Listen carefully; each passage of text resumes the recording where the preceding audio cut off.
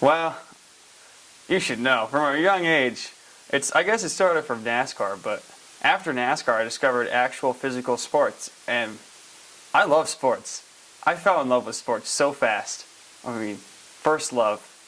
It was my first love was sports. I couldn't get into auto sports yet. It just wasn't my thing to drive. But probably started off with basketball and baseball. Pretty simple.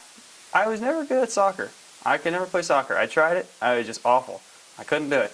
So instead, I focused more on basketball, and I love basketball. High school. High school was probably the first time, because I don't know. It just kind of hit me. I was like, I love basketball. I'm all about playing basketball. I did go to high school for 3 years. No, my sophomore year, it was the second day of tryouts, my grandpa died. So I left during the second day of tryouts, and I ended up missing the last day and the second day. So I didn't make the team.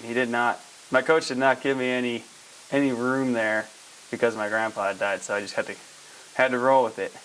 After that, I got into track because I had no basketball to play, so I did track.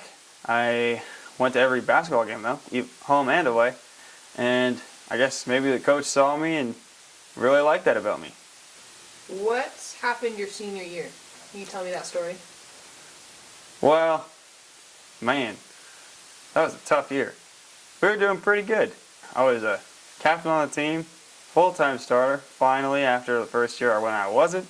And during the middle of practice, I can't really explain it, but somehow my leg just, didn't make it through that day. I couldn't drive to the hospital. I just kind of had to sit there in pain. And yeah, I pretty much broke my leg. I didn't see it coming, and I certainly didn't know it when it happened afterwards. Except I just saw this red pain, and yeah, I was down for a while. He walked in, he gave me the solemn news. He said, "Hope sports aren't your thing." Well, I called my recruiter at Michigan Lakes University, and they didn't get back to me, and that was a rough couple of days because I just didn't know what was going to happen.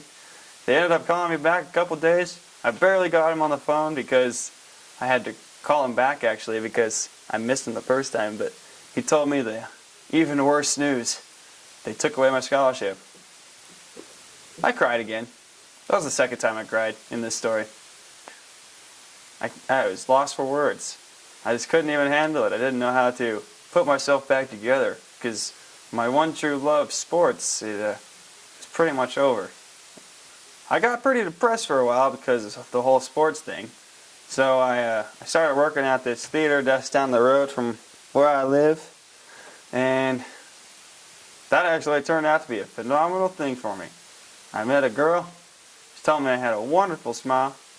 That made me feel pretty good, and I wasn't depressed anymore. I was born without 2 of my teeth. They just never grew in, and I never had them. So I had a retainer. I had like a flipper, I guess is what it was called, and I had to wear that for a long time. But now I've got some great looking teeth, and man, that made me feel great.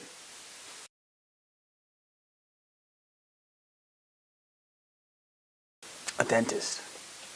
Why I'm is now. that? Because I want everybody to feel this good.